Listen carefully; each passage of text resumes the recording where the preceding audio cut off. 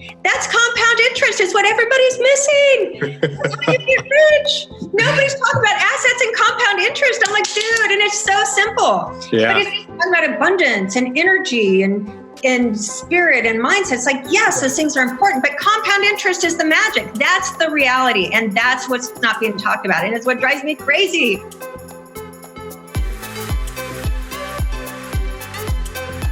Welcome back to the Future of Fitness podcast and interview series. This is your host, Eric Malzone, and this is episode number 152. I talked to Krisstina Wise. So money, right? It baffles me whenever I think about it that all the formal years of education I've had, all of the ongoing years of education I had, putting myself through courses and reading and you name it, right? How little I actually know about what to do with my money. And, I have a financial advisor, had him for a long time, but it's all based on this seemingly archaic model, right? That you put money into a 401k and IRA and it kind of steadily grows a little bit here and there. And you don't have to pay taxes on it until, later in life. And then at this magical age of 65, we're supposed to withdraw all this money and then we're just going to chill. It doesn't work like that anymore. People don't do that anymore. I mean, there's very few people that I know that actually get into a job and stay there for 40 years. And that's what that model is for. It's for that model. You get in for 40 years, you grind it out, right? It's the industrial age, or what was the industrial age. Now we're in a completely different age and things are changing rapidly and we need a new way to approach money and accumulating wealth. And that's the key, is accumulating wealth. And that's what we talk about in this episode. And we also talk a little bit about ayahuasca and Burning Man and, little side topics like that. But we bring it back quite well, I think, to creating wealth and what that means and the mindset and the actions and the habits and all that. So she really, really knows her shit. And I'm so glad she came on. And it's a perfect segue into what we do at Level 5 Mentors. So if you go to level5mentors.com, and admittedly the website needs a little bit of work, but it's there and it gives you the ability to contact us and take the assessment on there too, because we're looking for people who are looking for the highest level of freedoms in time, money, relationships, health, and purpose. And wealth is a huge part of that. So this podcast really, really aligns with everything that I'm about personally. So and Krissina's awesome. So without further ado, let's get into it. You're going to get a lot out of it. Grab a notepad and enjoy the ride. Episode number 152. Boom. We're live. Krisstina, welcome. Hey, thank you. It's so much fun to be here. Yeah. I've been looking forward to this. I look forward to all of my interviews, right? Just going to preface that, but I've been really looking forward to this one since I got connected to you months back, because what a blind spot, what you teach and what you coach, not only in kind of the entrepreneurial world in general, but especially in fitness. But I want to ask you, before we get into that, you just got back from Burning Man. Tell me about that experience, because I'm very curious. It's one of those things. It was my first burner. So I was a burner virgin, as it's called. And it's one of those things that you just can't imagine. I mean, once I got there, I felt as though I had been lifted and put on Mars, for example, where not only is it a totally radically different environment and planet, but it's a radically different culture. Okay. And it's like you're transplanted. So it was one of the most profound experiences I've ever had. And I've had a lot of profound experiences. It's like showing up. One profound experience was the Machu Picchu trek and coming up on the top of the mountain and seeing the ruins down below. And it's just like, you just can't even prepare for the spirituality and this connectiveness and that type of thing. And Burning Man was very much like that. It's just like, what is this? And so it's one of those things that I've done ayahuasca once, and you can't, with the beauty for me of doing ayahuasca, even though that's not really, I wouldn't say that's my thing. I wouldn't call Burning Man, quote, my thing, but it's putting myself in these environments where I'm not comfortable in these situations that's outside of what I think I would do. And with ayahuasca, you can't put it into words. Like, you can't share what ayahuasca experience is unless you've done it. You can only experience it. And then you can talk about it with somebody that's experienced it, because you both have had that. But you can't, there's no way to describe through language the experience, the feelings, the emotions, the realizations, the blocks, the boundaries, the habits, the patterns that just become so obvious, putting ourselves in a radically different space, right? Radically different, not a little bit different, radically different.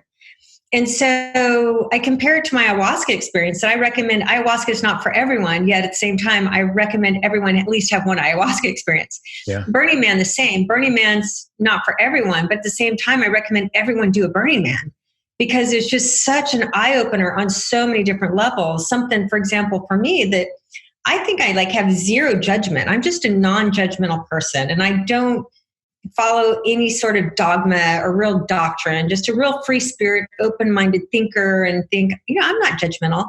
I get there and realize I hold on to all sorts of fucking judgments, and just an awareness about myself, about things like Krisstina, get over yourself. You've got a whole more layer of work to do to just get out of judgment that opens up a whole different level of awareness and presence and relationships with people that I would have judged before that I didn't think I would fit in with. And now I met the most amazing people. They're so radically different than I am. And I fell in love with them because they're just full expression. And that's some of the tenets of Burning Man, which is so cool. It's radical self-expression and no judgment. So you see people just fully being themselves for a week that maybe they can't fully be themselves in the real world because there's judgment everywhere. But there you can just fucking be yourself. And you're almost discovering who you are because you're in an environment where you can be you. So just that alone is so awesome to see others and then to become yourself. So I just had I shed a skin out there that I didn't even know I had, and a whole different level of me came through that skin that I shed, that now I get to walk as this new me in a way until I do something the next time that will allow me to shed another layer. So it's just being in that environment, and there's just so much. It's just a happy place. There's nobody pissed off. You're in very harsh conditions. And so based on the harsh conditions, it really tests you and challenges you, and realize we're just so spoiled at home and we're complaining over nonsense. Mm-hmm. We're just so spoiled and comfortable, and we're complaining over stupid shit that would be we're the luckiest people in the world. Why are we complaining over shit and getting upset over nonsense? In these harsh conditions, everybody's out there helping each other and gifting. There's no currency. There's no money traded at all. Yeah. So it's just this different level of exchange, and you meet new people, and people are happy and courteous, and at the same time, half naked or something, and you're just having a normal conversation. So I could go on and on just to say that I learned a lot about myself. There were highs, there were lows, there were a mix of all different emotions. There's this really feeling a part of a community. And that was one of the takeaways, as well as there's no internet there. You are completely off the grid. There's no texting, there's no internet, there's no phone. Wow. So you have to be present, and you're present with who you're with. And so and you're with people, and everybody's helping each other through different conditions, and partying and having fun and dancing and laughing and giving and receiving, that we'll talk about today, the importance of money on the receiving aspect. Yes. So for gifting to work, there has to be a receiver. So it's, if I'm happy to gift you something, that's an equal happiness to be the receiver of the gift on the other side. And that's what money in business is, when we can even relate it to that same thing. It's the feeling of it, not the transaction, but we can get underneath the feeling of how good it feels to gift our service, to gift who we are and what we do to someone else. But then it's equally as beautiful to receive the gift, or to receive the compensation of the effort we put out.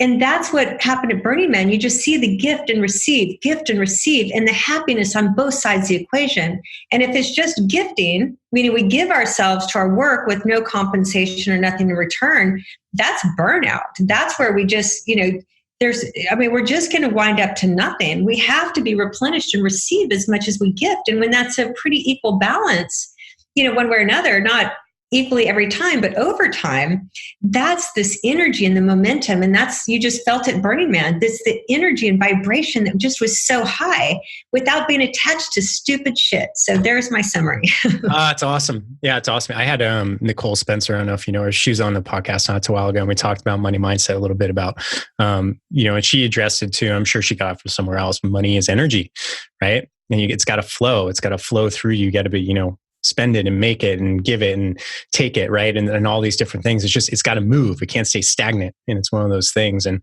but we're going to get a lot more into that, I'm sure. Where did you stay when did you do like an RV thing? I did an RV. Yeah. So I was that's the way to go, right?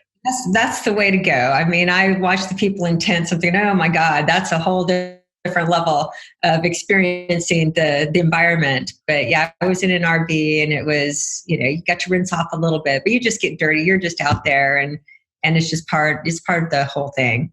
Yeah. Yeah. And I think, so you're a first time burner, did you have someone kind of guiding you along how to do all this stuff? Like because it's the barter system, which you're referring to.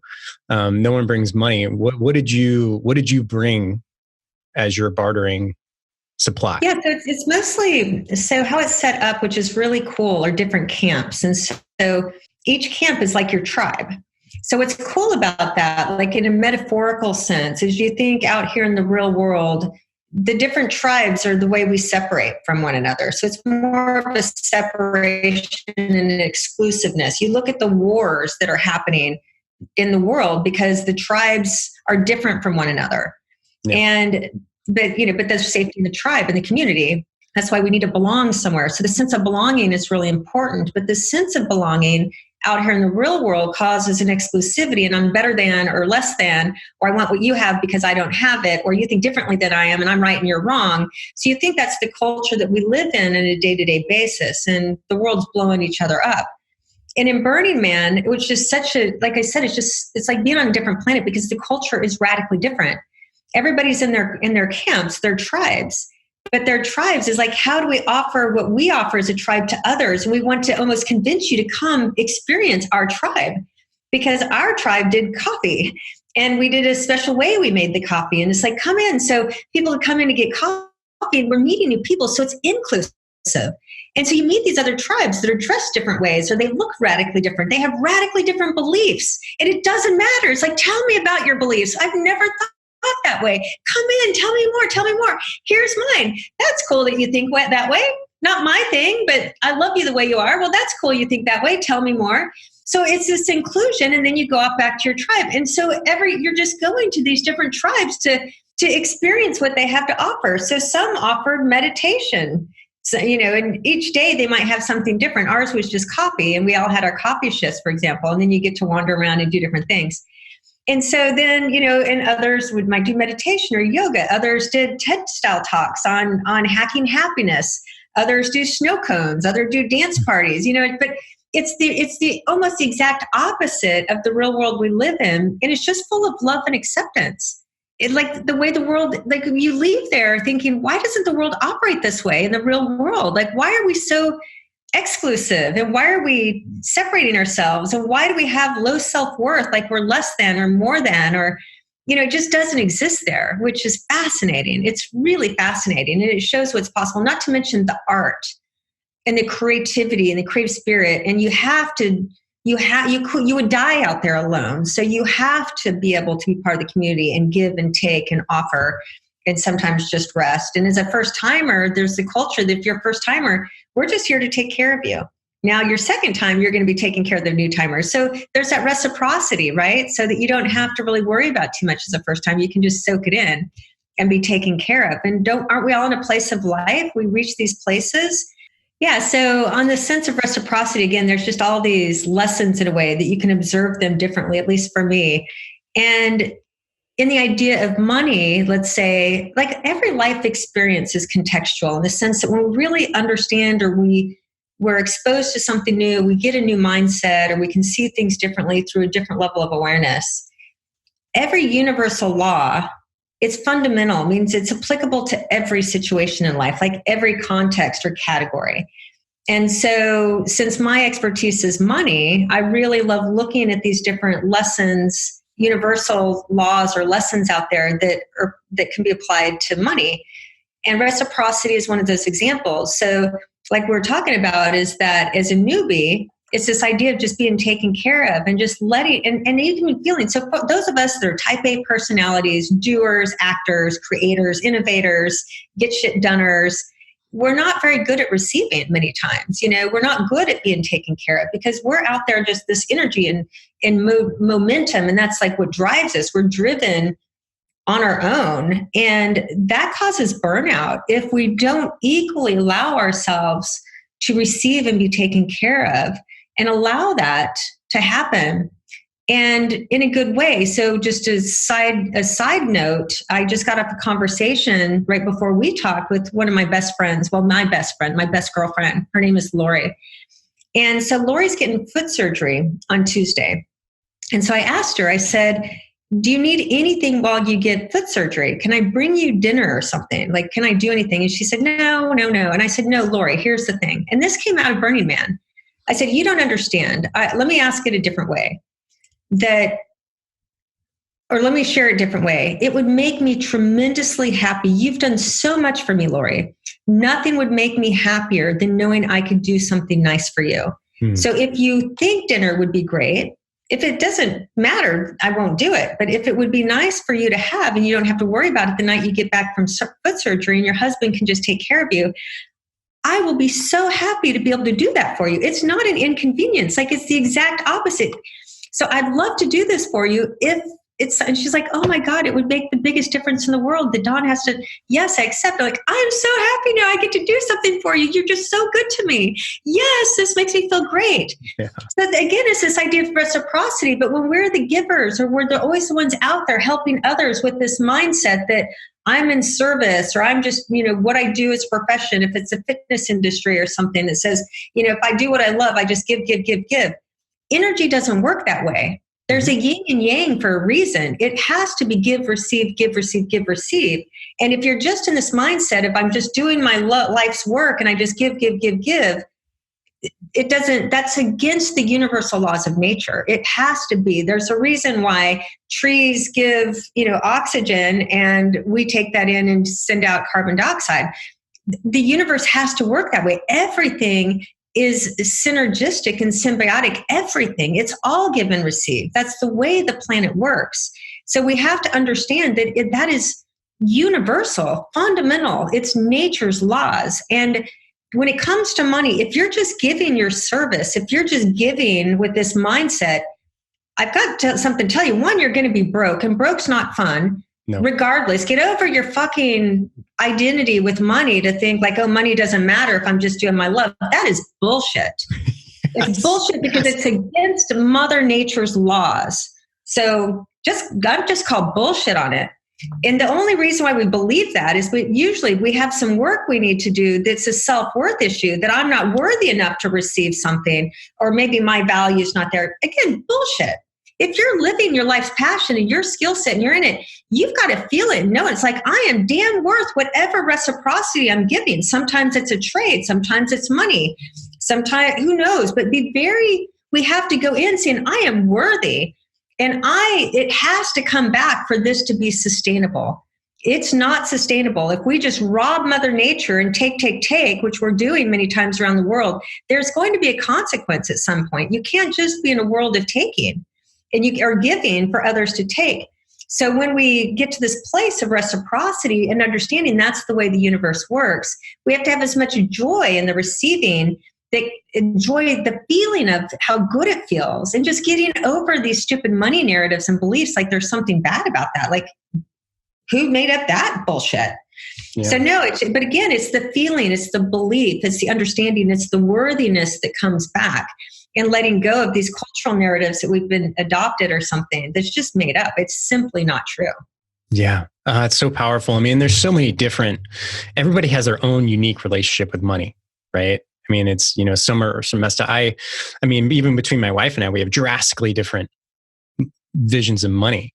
She'll always believe like, well, we don't have enough for retirement. I'm like, well, of course we don't. We're only in our early 40s. Like, we'll get there. And actually, maybe we do if we actually done the math, right? But we always assume that we don't have enough. But the terms of abundance and all that, it's really popular now, right? But it's true. I mean, if some of the things I want to circle back on too is like, I travel quite a bit because I like to, but it also provides me this incredible, perspective on shit, right? Like we'll go to Brazil where my wife's family's from. Right. And all of a sudden, like we'll go, and they're in an upper class area. But then as soon as we start to drive somewhere more remote, I'm like, my problems aren't shit.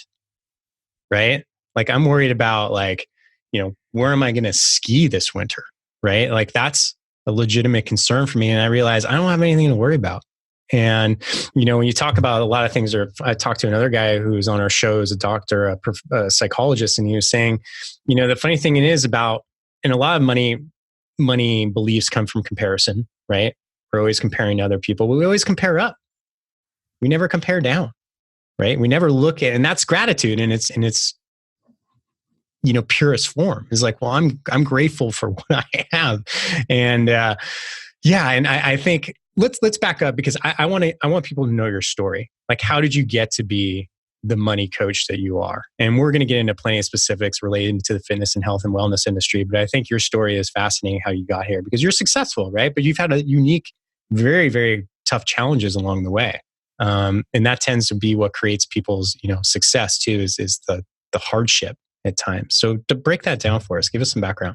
Yeah, I think again, if we use Burning Man as a metaphor, it's a harsh environment, but you survive and come out of that a different person. Like it is a harsh week, right? But in a beautiful way. So it's metaphorical that going through shit in life, if we don't turn into victims of circumstance, but use that as a way to waken up and come out with different lessons, that's how we shed our skin, and that's how we grow into the next version of ourselves, which is all of this is only one big spiritual journey.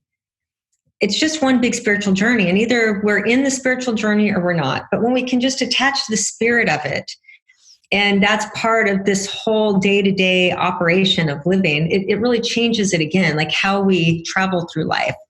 And yeah, so when it comes to money is so, like, we have so much narrative attached to it. We have so much story attached to it, narrative story. We have so much belief. We have so much feeling attached to this thing called money. And money itself, it's neutral. It's just a transaction tool. It's just a way to exchange services. And that's all it is. It's just really a tool. If we look at it from its just bare form, it's a more efficient way to trade than the barter system, in the sense that used to be the old days before we had currency. So, and it's just as I have cows and you have chickens. And so if you want chickens and I have cows, we barter. And now you have chickens and I have cows. But I can't give all my cows away and you get more cows and chickens. I'm going to be out of cows. And then what do? I can't feed my family anymore. I can't just give and give and give away all my barter. My family's going to fucking die.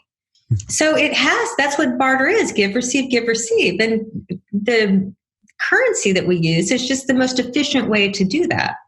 So money itself is neutral. There's no emotional attachment to it. So we as humans, every emotion that we have about money is completely made up. It's not real. So that's part of the work I do with people is on the mindset piece. I don't like the word mindset or abundance. Like these words people use, they don't really have a meaning for them. They're just used. It's like, do you want a definition for what abundance is? Like if I hear the word abundance one more time, I want to scream. Like, tell me, what is abundance? Give me a definition. What's abundance? More than enough? I don't know. And how much is enough? I don't know. Who knows? It's everyone's interpretation. Bingo. So when I teach money, for example, one of the first things that we do philosophically is how much money is enough. Because we live in a culture of more. Like you said, comparison up, more, more, more. And it is not a spiritual journey when we're just living in the journey of more, because that means there will never be enough. And when we look at, so the great thing I love about money is money's quantifiable. So it's just a quantification tool, but not quantifying ourselves to compare to others. But it's a truth teller. So I see a lot of people, where I go, and you probably do, going to lots of conferences and masterminds and people on stages. And so a lot of times what I like to say is like, there's people on stage speaking like how to build a 7 or 8 figure business. And they get hordes of people coming to the talks and hordes of people that are maybe buying the programs. And again, I just want to call bullshit on that, because top line revenue doesn't mean anything. It's how much money are you putting in your household bank account? Because if you have $1 million business and you're spending $1.1 million, you're broke. Yet you're on their stage telling everybody. And income doesn't matter. Work and income is only a vehicle to produce wealth. And income and wealth are radically different. And everybody's in the income game and very few people are in the wealth game. And the wealth game, it's not about retirement. I want to even call bullshit on this world retirement. Like, what is retirement? That's an industrial age thing when we worked till 62 for one job and died at 65 and had retirement for 3 to 5 years. That world is non-existent. So we need to get rid of the word retirement. It's just misthinking. Yeah. Now we need to replace the word like abundance, in my opinion, with the word freedom. Yes. But now we can use the word freedom, but even then that word can be nebulous. So we have to know with words we use, words matter, but words have to have meaning. So the word freedom, it's like, I want enough money to be financially free. That's what I'm working towards. So now what does that mean? What's the definition of financially free? Well, I have a definition for that. And financially free to me means that my asset income, i.e. passive income, i.e. non-working income, meaning if I don't wake up and have to go to work tomorrow, my bills are being paid income, that will pay the cost of my desired lifestyle. That's freedom. And what does freedom mean? That's the definition of freedom or the distinction. So what does that mean? And everything needs to have meaning. We're living lives without meaning. We're just earning and spending and keeping up and comparing and not enough and buying more shit. And everybody's unhappy and their relationships are fucked and all sorts of this nonsense. And the idea is because we don't know what's meaningful. So when I teach money, it's like we do an exercise called meaning and money. I mean, money and meaning. And it's the meaning of the money. So what is the meaning of your money? Well, what does freedom mean? Well, freedom to me means time. And time to me means space. And space to me means that I get to be a creator and actor in my life that's not attached to having to make money. That making money is now truly my creation and my purpose. And that takes time to create that freedom. And the thing with money is this combination of metaphysical energy and spirit and these different pieces. And it's very practical. It has its universal fundamental laws that you have to follow. And if you don't, you're screwed financially. And you don't want to be old and broke, regardless. You don't. That's suffering. Who wants to suffer? We're not signing up to suffer, yet people are signing up to suffer. By choice, by these narratives and beliefs that are just not true. So on financial freedom, it's just that space of like, hey, I have the time and space because my assets, meaning my wealth, not my income. Income means I'm working for it. Wealth means my money is actually paying me. My assets are paying me. I'm not having to go to work every day to do that. So that's another way of saying a trust fund. That's what trust fund babies are. Someone before them set up this really nice assets, collection of assets that just put money in their account every day. So they have all this space to do whatever the hell they want. Now, if they haven't attached to meaning, they can live a life that's very shallow, right? And still be just as screwed up, even though they have all the money. That's why money doesn't buy happiness. But money can be a big part of happiness, right? Like we have to look at both sides of the coin. Like not having money is not happy. I've been there. It's really suffering. Who wants to suffer? That's part of this. What we're doing is we're moving out of some of the suffering and growth.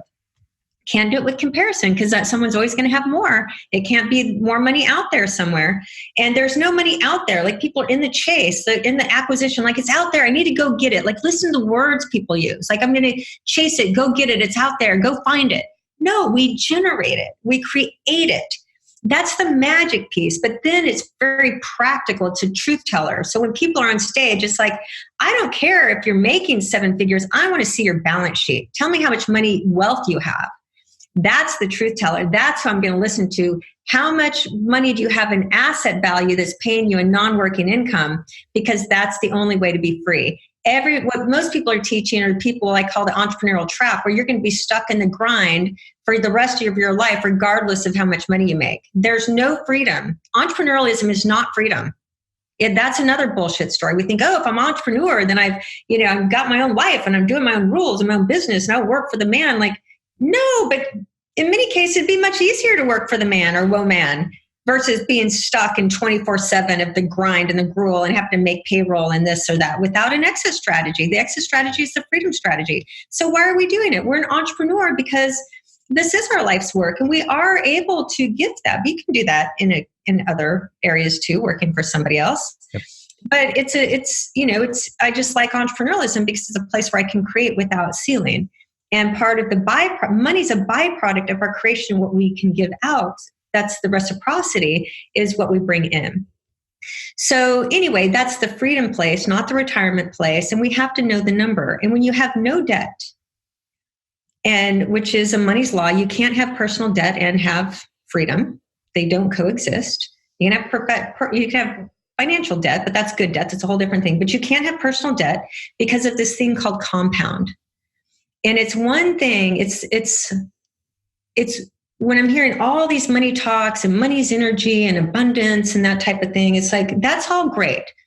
But God bless it. There's words that are being missed that in this money conversation that have to be talked about and understood and built if you're going to have freedom. And freedom's what I'm after. And one of those words is assets. Nobody's talking about assets. Everybody's talking about income. You make $1 million, you spend $1 million, you have to go make the next million to spend the next million. That's the entrepreneurial trap. You're in the grind and you're going to burn out. It's not sustainable. You're going to wake up at a certain age and you're just going to be attached to your business and can't get out. You are totally trapped. So what we're doing with that is that the only way to get out of the trap is to make income while we're younger and we have a lot of energy, take a portion of that income to buy assets. Don't buy lifestyle. You get to buy your lifestyle too, but you buy assets with the knowing is how much does it cost to live your life, and don't go into personal debt to do it. Why buy assets? You cannot earn your way to wealth. You cannot save your way to wealth, because how you get wealthy over time is something, the second word that's missing, that's not being talked about, is called compound interest.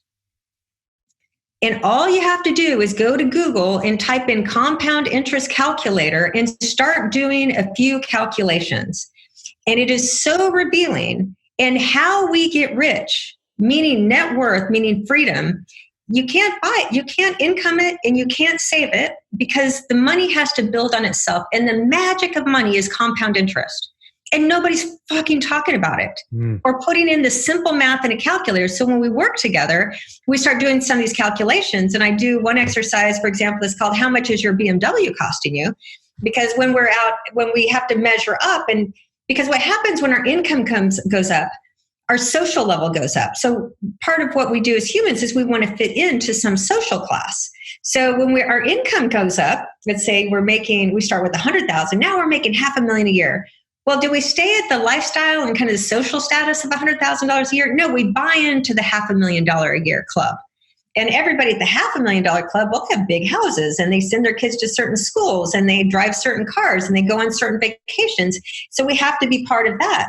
But we're spending every bit of our $500,000, and we're not buying any assets with that. That just means now we have to be in the grind of making sure we earn $500,000. But that's not enough, because now there's a group making $1 million.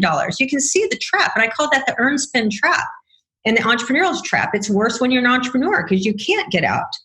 Yeah, yeah. So I want to hit a pause because you're on fire and I love it. But I want to go back and I want to define some things for the sake of this conversation. Yes, so, personal versus financial debt.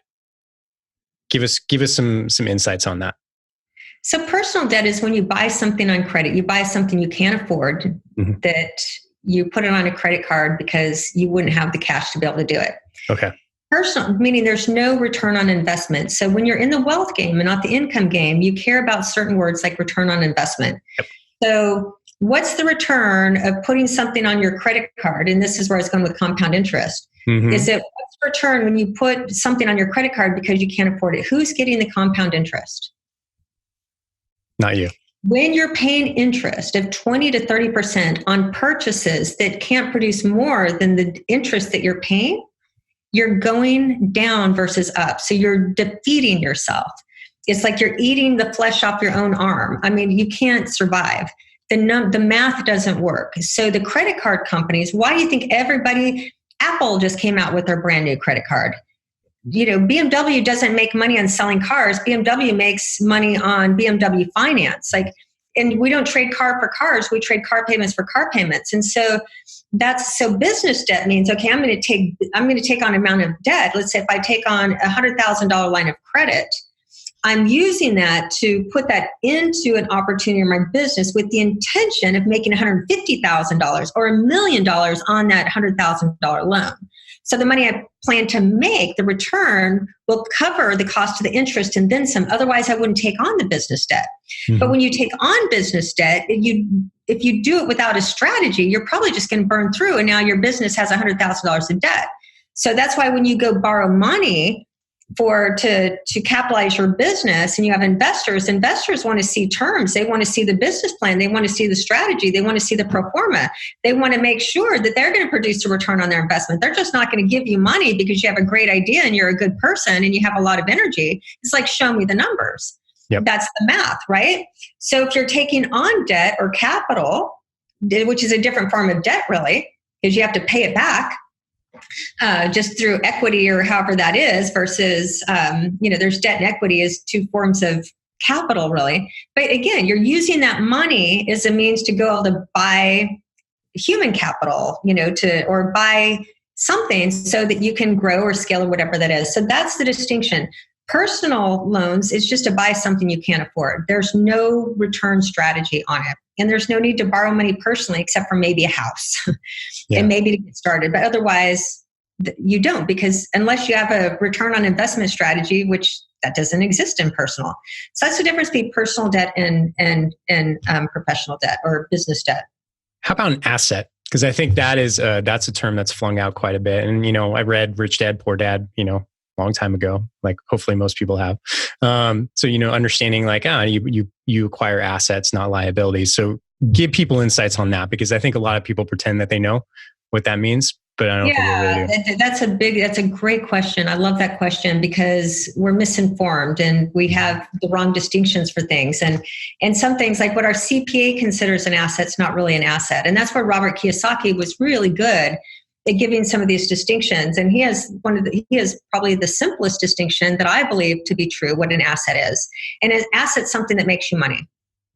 So most people, like people I work with, high income earners, they have little wealth, meaning they're stuck in the income game and they're making high incomes, but they have very little on their balance sheet. And that's a lot of the work that I do, is help them transition from one to the other and start building out their balance sheet and the strategy and system and the methodology for exactly how to do that, like the how-to system to do that, because it's a structure, not an intention.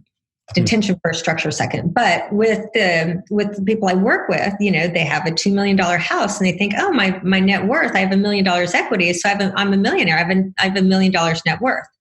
Your personal residence is not an asset if it's not making you money, because you can't use the money to make more money. So there's reasons to own a house, but you even know for some people, it's not the best financial strategy to own the house. It might be better to rent, but we just have this mindset like, oh, you have to buy a house. But again, when we haven't done this work, we haven't answered our own questions based on the life that we want for ourselves, not according to what everybody else is doing or just the cultural standard. So that's just it. So personal residence is not an asset unless my personal residence, which is a multi-million-dollar house, which is completely paid for. I am debt-free. Now, financially, that's a couple $1 million sitting in a house.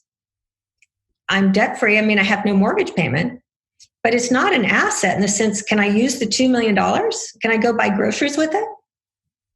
Can I feed my children? Can I put my kids through college with it? No, it's not usable.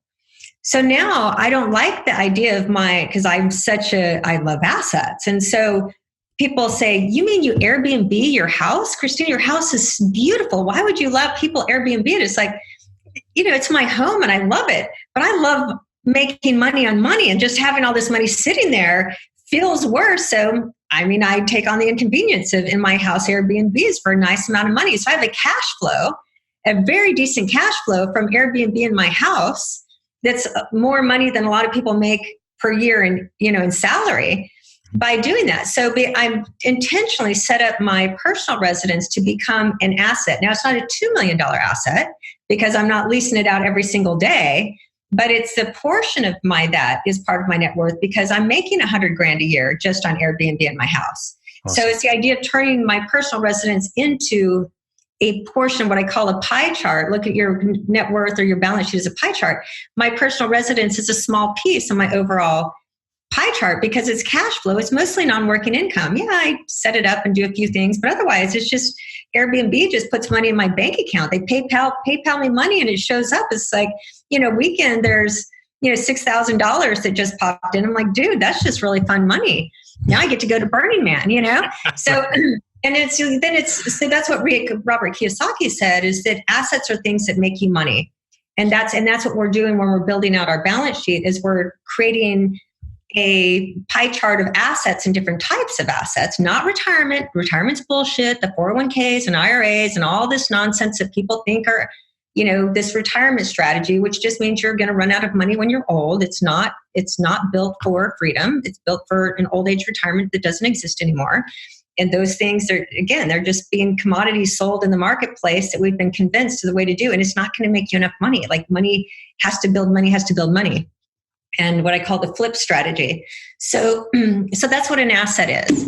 And the assets is that, so an exercise I have my students and clients do, for example, like I was saying, is how much is your BMW costing you? So a lot of people, they're even leasing their BMW, for example, because they don't understand like, I can lease I can get a higher class of BMW by leasing it. So versus a $1,500 payment, if I were to quote unquote buy it, now it's only a $750 payment if I lease it.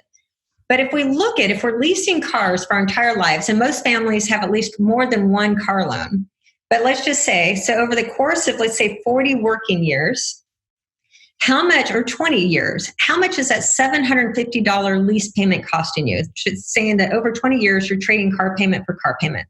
So you're never driving a car that's paid off. What we're doing is we're funding BMW, and BMW is using the compounding effect to make them billions of dollars. So what we're doing, I teach a concept, become your own banker, where we keep the compound interest, not the lenders. I'm a lender. People don't loan me money. I loan others because I want the interest. I don't want to be paying interest. So that's a different mindset. Become the lender, not the borrower. Different mindset, different strategy, different intentionality. So that's $750, and just go in, call me out. Go into Google Calculator, a compounding calculator, put in $750 payment per month at, let's say, I think a 10% interest rate to keep it easy over 20 years. Any guess how much money that is? A lot. What is it? For 20 years, it's about $600,000. Whoa. So $600,000 is how much BMW made. They made more because they're making it 22% many times once it's all compounded, which we roll in all this and that. We think it's only 5 or 6%, but you roll in all this other stuff. It's actually, you're paying far higher interest rates than you're aware of when you look at the effective rate. So that's that. Now, most families have at least one $750 car payment in this income class, let's say. Over 40 years, it's $5 million. $5 million pulling out of 4% is $250,000 a year of non-working income. So you've traded $5 million of net worth by having a car payment to fit in to drive a BMW because we're not doing the math. The beauty of that's one piece. That's part one. Part two is if we put that $750 in over, let's say, the 20 years, the money we worked hard for is only 1/3 of the $600,000. The rest of it was the compounding, our money making money on its money. So when you look at a piece of the pie, our hardworking income was only 2/3 of the $600,000, and the non-working compounding was 2/3. So our money made us 2/3 more than if we'd have just put it in a savings account and lived off the cash. That's compound interest. Is what everybody's missing. That's how you get rich. Nobody's talking about assets and compound interest. I'm like, dude, and it's so simple. Yeah. But if you're talking about abundance and energy and spirit and mindset, it's like, yes, those things are important, but compound interest is the magic. That's the reality. And that's what's not being talked about. And it's what drives me crazy. Yeah. Like, just do some simple math. And then we have to have a structure and system. And we have to have our worthiness. We have to get over our old narratives and patterns. And that's part of the work. And it's not just money. Money's just reveals things to us. But we have the same blocks in other parts of our life and fears we need to conquer and belief systems that we need to break through. And money's a really good when the money starts showing up differently, it's the proof, an obvious proof that we're doing things differently. Where in other parts of life, it's more nebulous or more, you can't really quantify it. But money is just, it's math, it's quantifiable. Yeah. And then there can be like this sense of healthy pride that comes out of like, wow, I created this as a, based on who I am and what I'm doing and doing the work and getting over my patterns and doing the stuff that other people don't want to do. And the thing with money, I call it like it's a lover. Like another money law is you have to give your money attention. You have to spend time with it. You have to give it attention. You have to love it. I have another exercise that I do that's called a gratitude exercise, because we're all, myself included sometimes, especially because we are in this comparison culture. So there's always, we always have this thing like, I don't ever have enough. And so, and then when things are financially tough, it's like, I need more things, it's this never enough type story we're in and feeling we're in, the more so, that keeps this angst or this, like, if I could get there, I'd feel better, as opposed to being grateful for every dollar that comes in. Even if we have debt, even if these different things, it's still the gratitude of the fact that we're healthy, the fact that we can live, the fact that we have people that love us, the fact that we can live our life purpose and be of service and gift and, get that out and receive things back. And then when stuff that comes in, if we get over this hang up, like that's a bad thing, versus a sense of gratitude for every dollar that comes in. And just be grateful. It's like, thank you, dollar. Like, look at what you're able to do, what I'm able to do for myself, for my kids, for my family, for my health, for my community. I'm so grateful for every dollar like comes in. Even if I'm short this month, I'm grateful for the money that did come in. So that sense of gratitude, but you can't have gratitude if you're never looking at your money. You can't ever have gratitude for how beautiful nature is if you're just oblivious and walking right through it and saying life sucks and, there's no gratitude. So that's the spirituality piece of money, is the meaning and the spirit and just the gratitude of like, wow, look how much money did come in.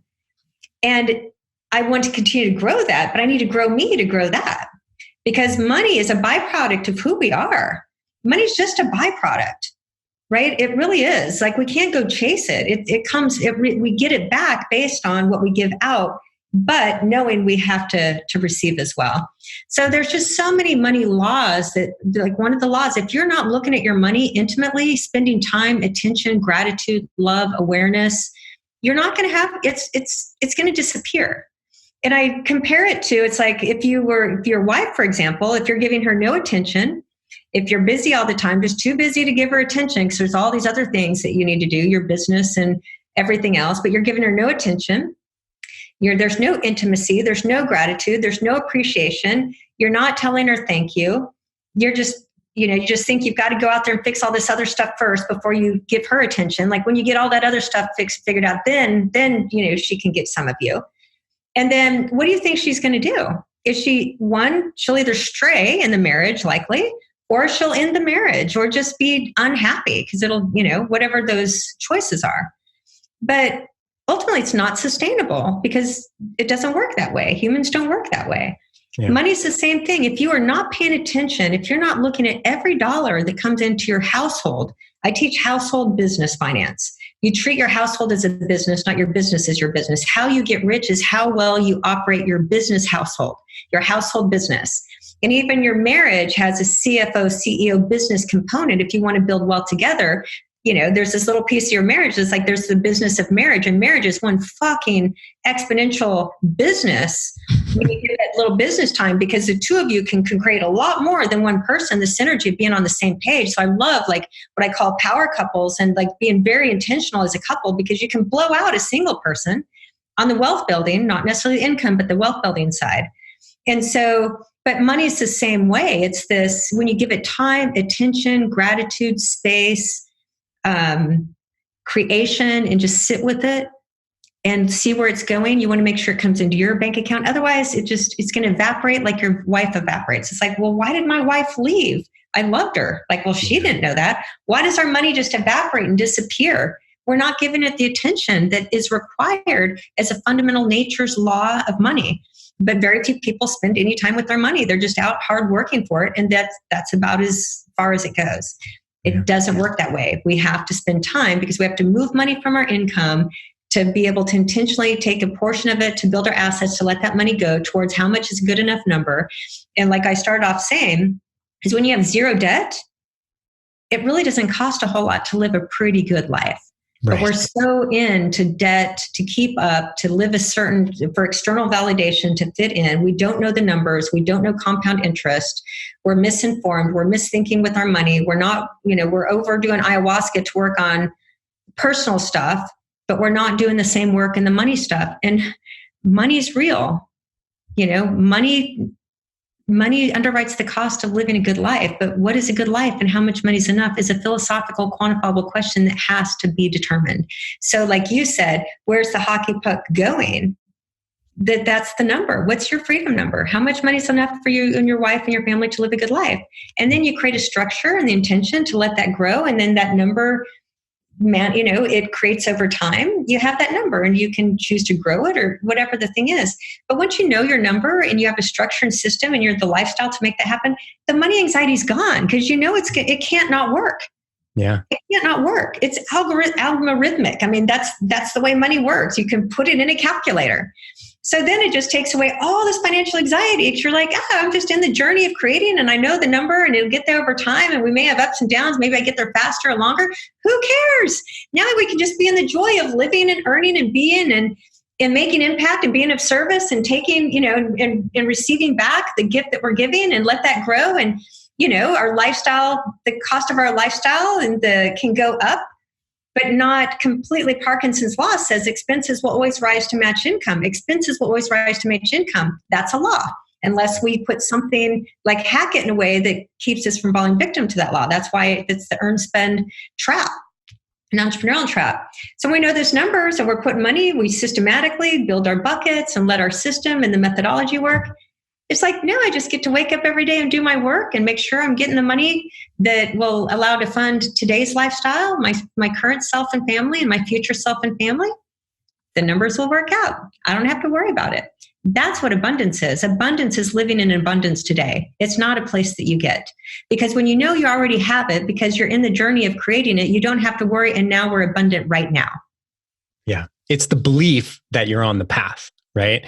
And when I keep hearing in the more than the belief, it's not even a belief. So the belief is important, but it's more than the belief. It's knowing systematically you're in building it. Mathematically. So it's far, I mean, that's like beliefs are nebulous because we want to believe, but in the back of our mind, there's always like, well, maybe not. We all have that. But when it's mathematical, it's truth. It's proof. It's not belief. So you combine the belief with the proof, with the math. That's the combination. So money is this equal part mystical, magical, just all new, woo-woo in a way, what I call money magic, and how we can create something from nothing and all these different things. And sometimes money just lands, combined with the mathematical practical. Money's equal parts woo-woo, meaning the magic we can't understand, and equal parts practical that we have to put in place. It's like our bodies. That's why my brand is WealthyWellthy. Our bodies, there's so much magic in our bodies. Can we understand this whole system that we have that just magically heals itself and takes care of all these things? And, science is getting better at being able to describe some of it, but it's so complex and magical and woo-woo that we can't, as human beings, understand a teeny tiny part of these beautiful systems that operate and allow us to live inside them and do what we do every day. It's magical. Yeah. At the same time, it's practical. That there's these laws we have to follow practically. That wouldn't I love to eat ice cream 3 times a day and just live on ice cream because it tastes so good, and just live off carbs and sweets and not exercise and watch Netflix and hang out and do nothing? No, there's the practical side as well. There's the woo-woo of just experiencing and living in these bodies and the magic of it, combined with the practical of what we have to do to take care of the magic so the magic can optimize and do and allow us to live magical lives. Our money's the exact same way. There's the magic piece combined with the practical piece, and you have to do both. But people are too much in the practical, like, oh, what do I invest in, 401k or IRA? That's not the right question. But all the just kind of practical CPA and financial advisors and do this and, all that has no magic attached to it. It's just all about numbers or something. And so it's missing the magic. Then it just becomes about the money. So when we blend these two together, again, that's this synergy and energy and symbiotic, connected love affair with our money that's a healthy love affair. Yeah. And I feel like just the more I hear you talk and the more I think about, conversations I've had with my financial advisor, our 401ks, IRAs, properties that we own, all this stuff, we're stuck in a very antiquated model of thinking, and I think a lot of people would probably be resonating with that same thought because it's true. Like, I hear what you're saying, and everything that I've worked with my financial advisor, who's a good friend, is very much opposite, right? Like we have two properties. Well, we're getting, someone's living in them. They're paying our mortgages. Great. He's like, well, you never want to do anything. I'm like, well, what if we sold one, paid off the other one completely? Now we have a cash asset. We can start applying that cash to all the different things we want to do, right? It's like, oh, that would be stupid. I'm like, I don't know. I don't know why that would be stupid, because that seems to make a lot of sense. Plus, there's the other thing about money that's just beyond the numbers, which is the peace of mind, right? The satisfaction. That's what you were talking about. It's like this peace of mind you have knowing that everything's good, right? Everything's great. Like you have everything. You're set. You just got to keep doing the right things and you're going to be great. And I think that's, a part of it too, is how safe do you feel, right? Because ultimately, we have to live in our own skin, and how we feel on a day-to-day basis is ultimately the most important thing. Yeah, from a financial advisor point of view, the fact that my mortgage paid off is absolutely the worst financial decision. I'm like, yeah, could I make a lot of money on the equity in my house and have that in the market? But the peace of mind that comes that I own my house and nobody can take it away as long as I pay my property taxes is a peace of mind. Like I own my house. Yeah. There's no financial number that can replace that feeling, right? So when it's all about the numbers, we're not connecting to what's important. Other people, the peace of mind maybe is not necessary for them, but that level of security and peace of mind, and it's worth millions, right? Far more than money could ever buy me to be able to wake up every day like that. Yeah. How do you teach people all this stuff? What does it look like? I teach through group coaching. So I teach a real money methodology. We teach mindset. Then I teach a financial structure and system for how to systematically move from income to wealth. And it's the concept that there's three parts of money. There's the income side that's either a business or, however we make income. Now we take a portion of that income called profit or salary, however. Now we put it into our real business, our wealth business, which is our personal finance, how well we run our business, our household business. We have to be the CFO of our own business. We can't abdicate to the planners, the advisors. It's our life. Do you think your financial advisor cares if you hit your freedom number, if your kids go to college, if you can take decent vacations? No, especially traditional financial advisors to get their percentage. They want you to set it and forget it so they can collect their fees over the time. I don't believe in that strategy. I believe in flipping. We're constantly moving money in our balance sheet because the set it and forget it, it takes 40, 50 years for that money to actually turn up to any number. But when we can flip it and constantly we're the ones that are guiding our advisors. Yeah, I have no licenses, but I have very smart people around me that help me make some good financial decisions, like tax decisions and, where I place my money and that type of thing. But I'm the navigator. It's like, okay, I know all the model for my balance sheet and every piece of the pie chart, which is I teach people what I do. So I teach an exact methodology and structure, how to move income to wealth, buy assets, the model and the financial system we need in our household to make sure that we are I call something called the 20-80-20, which is a financial formula for wealth building that we do through household finance. And then we become the CFOs of our household finance. And as marriages, you have to be in this conversation. If you have a business partner in business and you guys never talk about business or finances, how well is that business going to do? Or something's going to happen. That business partnership's not going to work. Spouses, if you're married and you guys are combining your money, you better be in the exact same conversations. Your household is a business. Now, we have the romantic side. We have our kids as part of, if you have children, that's part of the marriage, right? Raising your children. It's not romantic all the time. It's hard to raise kids. It gets in the way of a lot of things. We have the non-romantic money side of our partnership and our business. But man, this is about our future and what we want to do for our family, what we want to create for ourselves. Then there's the romantic side. Hey, let's just go out and not talk about the kids or money or anything. Let's just love each other and tell each other what we love and appreciate and make sure we have space and keep the romance alive. So marriages have all these different pieces. There's the individual piece, the collective piece. So, but when it comes to money, damn, get on the same page and be business partners. Create your future. Know where that design together where you're sending that hockey puck and how much money is enough and what are we working towards. Now we build a financial system that's going to allow us to do that. And when you have a system, you can be a spender and I can be a saver because the system allows us both to be who we are. Which it alleviates the conflict because we both get permission to be ourselves. And the structure allows us to do that. So I teach all household finance because that's how you get rich. That's how you build wealth, is all how well you do this. And I give you an exact financial system for how to lay it out, how to move money, 20-80-20, which is what I call the millionaire formula. If you follow 20-80-20, you can't not hit your number. It's just a matter of time based on how old you are and where you're going to, what your risk tolerance and different things are. And then I teach the model for what does an integrated holistic balance sheet look like that you're designing by yourself or with your life partner. Now we go to advisors and say, okay, diversification isn't like stocks and bonds. Diversification is how much of the pie chart's my business, how much of the pie chart are growth assets, how much of the pie chart are cash flow assets, how much of the pie chart is my health and assets, how much of the pie chart are savings, how much of the pie chart is protection. So now it's a model that I teach people. Now you can use these models, the exact methodology and the models to follow to keep yourself on track. And you just start, that's what you're building out over time. You're using your household system as a tool to build out and fill out your pie chart. And once your pie chart hits your freedom number, then the rest of it's just like gravy, right? You just get to optimize. And, so I teach, most of us are like, it's like disease. So again, why I love health and money, especially for those in the health industry, because the parallels are basically identical. But when people are in a disease state, you can't just go, like it took us years to get into disease state. There's a reason why our body's diseased. And if we catch it in time, it's much easier to reverse illness. And that's what's so great about today is like we can reverse illness.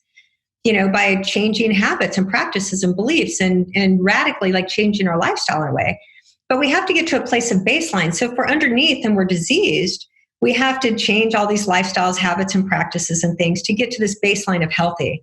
We're in the baseline of healthy. Now we can optimize. Now we can look at longevity. We can look at these different categories of health and wellness that we can't do until we hit the baseline of health. And it took us years to get diseased, so it's going to take us however much time it takes to get to that place of baseline. Most of us are financially diseased as well. If we have personal debt, just different things, bad mindsets, a lot of conflict in our marriage or relationships. That's all some level of financial disease. And, people I work with have, some a little bit and some a lot more. So part of what I want to do is like, first of all, we have to get out of the disease state and reach this place of baseline. And then once I work with you and help you with baseline, now I can help you optimize. And optimization is a totally different strategy than retirement. Retirement's antiquated. It's going to mean that if you live a long life that we want to do with all these technology and tools that allow us to live longer, there's no reason to live longer if you're broke and you're in a retirement home and that is, funded by the government. So you're living a long time, but there's no life in the living because you don't have the money to actually live the way we want to live longer.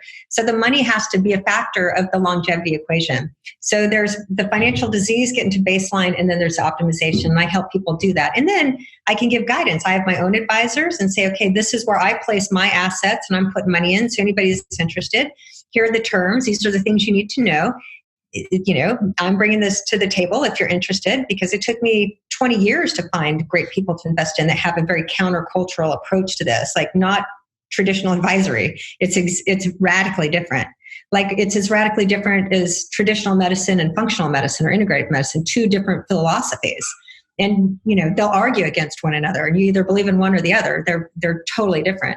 So I'm in an integrative, functional philosophy of wealth creation, not a traditional one. And I just help people navigate that whole journey. Oh, awesome. I mean, I could talk to you and ask you questions for days, but out of respect to your time, where do people find you, Krisstina?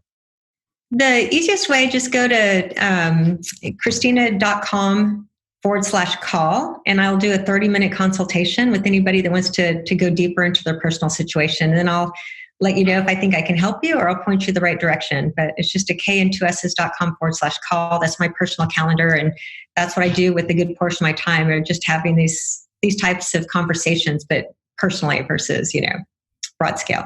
Yeah. Awesome. And we'll have links to your website and all that, of course. But yeah, you laid down some powerful things here. And I think there's not a single person, I would imagine, who's listening to this podcast who won't gain some value, if not maybe life-changing value from the stuff you said today. So my whole goal is just to bring awareness. It's just, it's awareness with any other. This is a new awareness with money that we've never heard before in many cases. And if I can bring that awareness to wake up anyone in this money situation to cause a change, then I've done my work, right? So that's why I love having these types of conversations openly. Yeah, awesome. Well, you're doing great work, and I appreciate you coming on. And I think you and I will be talking real soon. I look forward to it. Thank you so much for your time. It's just such an honor and pleasure to be here. Right on. Hey, fitness fans, don't leave yet. It's your host, Eric Malzone, and I have a quick favor to ask. Actually, 3 favors. So, number 1, if you're a fan of our show, I asked you to do something that takes under 3 minutes. Go to iTunes, please, and subscribe to our show. Please, please, please. It means so much to us. It's so important. And then give us a favorable review. We would really, really appreciate it. And I can't tell you how much it means and helps us out. So I know it takes 2 minutes of your day, and it means a lot to us. So please do that. Number 2, go to our YouTube channel, our Fitness Marketing Alliance, and please subscribe to our YouTube channel there. Number 3, if you like this episode or any of the episodes that we've released, share it on social. That's huge. That's a big deal for us. And we put a lot of work into these episodes, trying to give you great, actionable content for the fitness industry. So that would mean a lot. And that's it.